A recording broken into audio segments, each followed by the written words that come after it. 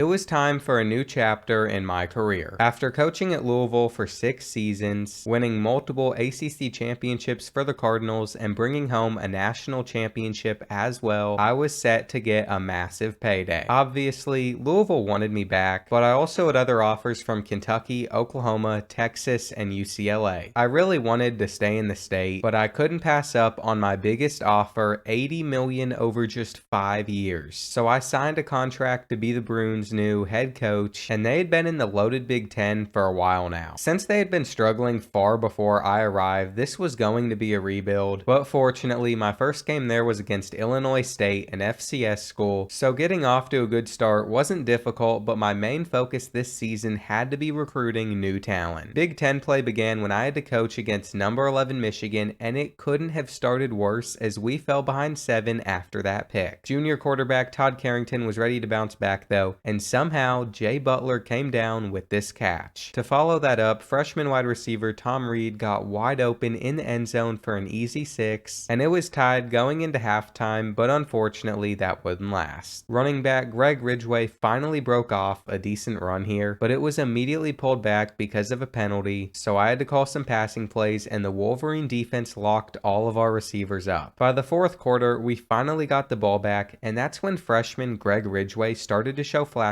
of how good he could potentially be. He was young, so I wasn't expecting much of him this season, and since his offensive line sold on fourth down, we failed to tie it back up, and Michigan gave us our first loss. The next week, my team was hosting Illinois, who didn't have a win yet this season, so this should be an easy one for us, but Todd Carrington didn't seem to think so. He was blind, which made me desperate to find a quarterback in recruiting this season, and even though George Thomas would extend our lead here, by the end of the first half, we would blow it by giving up a touchdown. With 3 minutes left in the game, Jay Butler would find some space to get into the end zone, but we weren't able to successfully convert the 2-point conversion, so we needed our defense to get a stop, and this tackle from sophomore Chris McFarland was huge. We were getting the ball back, and all we needed was a field goal to win. Somehow, freshman Tom Reed got wide open just like he did against Michigan, and he would run with it all the way down to the Illinois 20. From here, my plan was to run out the clock and kick the game winner, but Greg Ridgway had other ideas as he ran this one in, so we had to get a stop on defense, and it was going to be a close finish. With 5 seconds left, Illinois had one final chance to win it, but we knocked it down and we got some confidence back. You know it's a video game when Rutgers is undefeated, but even they didn't know how to stop Jay Butler, who kept catching touchdown passes. At halftime, it was tied at 14, and Jay Butler was balling as he went over 100 yards with this catch. My offense was starting to figure it out, but defensively, we were letting the Scarlet Knights score too easily, so once again, this was going to be a tight one. With 2 minutes left, Jay Butler put us up by 10, but Rutgers scored, so we needed one more first down to seal it, and we got it. My UCLA team was now 3-1, and we had a very important visit week coming up. There were multiple 5-star recruits coming in, and I had to throw for 250 yards and rush for 100 yards if we were going to land some commits, but more importantly, we had to win this game, and Minnesota was not going to make that easy. 6'6" wide receiver Andre Pittman got thrown out there for a kick return because Tom Reed was out for the game with an ankle he bruised at practice, and he made the most out of that opportunity with a 106-yard kickoff return, but by the fourth quarter, we were trailing the Gophers by 2, and we only had 30 rushing yards. On top of that, we were still well under 250 passing yards as well, so the only thing we could strive to do was win. With about 2 minutes left in the game, Todd Carrington found Sean Lee for the go-ahead touchdown, but Minnesota worked it all the way down the field in what felt like just seconds, so we needed a clutch goal line stop, and we failed to get it. Their kicker put them up by 1, and we had limited time to move the ball, but somehow Todd Carrington found Andre Pittman for a 36-yard gain, and he hooked up with him again on the next play to get us in field goal range, where George Thomas would seal it for us. I was so proud of my team's efforts, and the visiting recruits were impressed, as 2 5-stars Jamie Sears and Dan Cox committed to the program. Surprisingly, we were also leading the division, and my new UCLA team could actually win the Big Ten, but we would have to play perfectly. And that's not the only thing that I needed to get perfect. I made multiple entries for the College Football National Championship game on Prize Picks, the sponsor of today's video,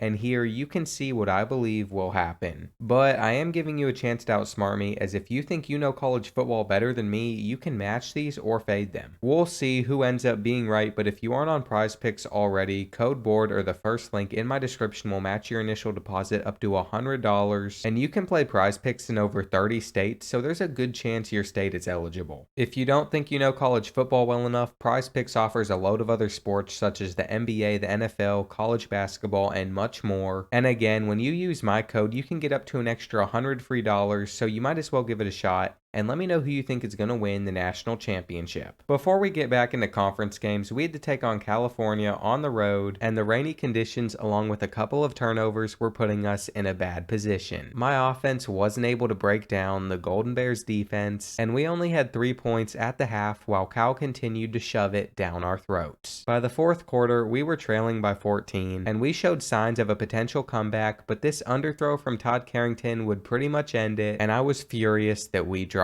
this game. Even though UCLA was in the Big Ten now, we continued to face old conference opponents, and we started off against number 11 Stanford with the luckiest touchdown. Honestly, I couldn't believe it, but Todd Carrington was starting to grow on me with throws like this to Jay Butler, and I was glad to see the defense bouncing back after last week's loss at Cal. They were giving us a great chance at pulling off the upset, along with Tom Reed, the freshman that kept getting better as his layout catch set Greg Ridgway up for a touchdown run. And if we could have held Stanford here, we would have had almost the perfect first half, but that didn't happen, and in fact, we would continue to collapse near the end of the second quarter. We were very lucky to hold Stanford to just 3 here, and in the second half, Todd Carrington tried to find Tom Reed over the top like he had been doing, but it didn't work this time, and that turnover would contribute to our embarrassing downfall where we blew our 21-3 lead. However, we fully locked up the 2-point conversion attempt, and that gave us a chance to win it, but Todd Carrington panicked when nobody was open, turning it over. So now we had to get a stop here, and I'd love to say that we did, but instead it looked like we needed practice tackling. My offense did have one more opportunity to tie it up after that, so I'll let you all witness this amazing drive where we got stuck on a 4th and 19 that we couldn't convert. My team successfully blew an 18-point lead, but at least the division was still wide open. It's weird to think about, but despite being 4-3, we were leading the Big Ten West, and since a 5-star quarterback was visiting today, that made this the most important game of the entire season. We had to throw for 250 yards against Wisconsin, so I was letting Todd Carrington sling the rock, and he got us into the end zone early. With 3 minutes left in the second quarter, he threw it up to 6'6" receiver Andre Pittman, and I watched him go to work on the Badgers. He was our leading receiver on the day with 201 receiving yards, and Tom Reed also had a good afternoon alongside him. Our defense was able to hold strong on multiple goal line stops in the fourth quarter, and that allowed us to cruise to victory, which made 5-star quarterback Robert Armstrong commit to the school along with other insane prospects. That gave us the #1 recruiting class in the country, and we were even farther ahead in the Big Ten now. Iowa was the next team we had to take down, and we were actually trailing the Hawkeyes until the end of the third quarter, but soon after that, the game opened up for us, and I'll just let this play speak for itself. This shows exactly why we have overperformed so much, as you can see the heart in all of my players, and that's the reason we are already bowl eligible. Nebraska was actually back by the year 2033, so we needed to focus because the Big Ten West was on the line today, and it wasn't going to be easy without starting running back Greg Ridgway, who was out for a few weeks with a sprained wrist. With 15 seconds left in the first half, Todd Carrington found Andre Pittman for a 44-yard game-tying touchdown, and things looked like they were starting to swing our way. My defense caused Nebraska's quarterback to lose the ball here, but instead of scoring, my quarterback got run through, and then we ended up giving up back-to-back touchdowns to the Huskers, so we were put in a position where we needed to come back fast and nothing was going our way. I never thought I'd see the day where Nebraska was back on top, but I did, and it hurt badly because now we had to pray they lost a game so we'd make the Big Ten championship. We ended up playing very well on the road against Northwestern, and even though I should be thrilled with this result, it's not the one that really matters to us. We needed Nebraska to drop a game, but that didn't happen against Minnesota, and Wisconsin kept it close all day, but they couldn't pull it off either, so there was only one more chance for them to blow it. I also found it amusing that Louisville wasn't as successful without me, but anyways, before we found out the Huskers' final result, I wanted to win my first victory bell as a head coach. USC was ranked, so I knew it would be a tough battle, and it didn't help that Jay Butler started the game by dropping a first down pass which led to a Trojan touchdown. We kept getting stuck in third and long situations that we weren't able to convert, and that caused us to fall behind by 17. To end the first half, junior Todd Carrington finally got a drive going for us, but he couldn't throw away the ball in the final seconds, so we didn't even get a field goal. Throughout the third quarter, we continued to get embarrassed by the Trojans, and I'm not going to blame our recent struggles on Greg Ridgway being hurt, but he was greatly missed, and this loss ruined our Big Ten championship hopes. Even though I was glad we made a bowl game in year one, I wished we would have won our division. Next season was going to be great though, especially with all of the talented incoming recruits, so at least we had that to look forward to in the very near future. In my first bowl game at UCLA, I was going to get splurged in mayo if we won, so I was conflicted. I didn't really want to get a facial of white stuff, but it also wouldn't be the end of the world if we won. To end the first half, Todd Carrington showed off his accuracy, completely missing Tom Reed, and there's a good chance he would be the backup to the 5-star freshman next year. Anyways, it was nice to see Greg Ridgway back and healthy, and sophomore Chris McFarland added to his highlight season with this interception. Unfortunately for me though, I was on the brink of getting soaked. After that turnover, Todd Carrington would find Jay Butler for a 69-yard play that flipped the field, and Greg Ridgway would happily finish the job with this run. However, we didn't get the 2-point conversion, and Virginia Tech scored immediately, so that left the game in the hands of Todd Carrington, and he froze up, taking back-to-back sacks, which made it 4th and 30. There was still a chance we could have converted it, but he threw an abysmal pass, so I wasn't going to be getting drenched in mayo. I felt like I had a decent first season at UCLA, but we had to do better than 7-6 next year.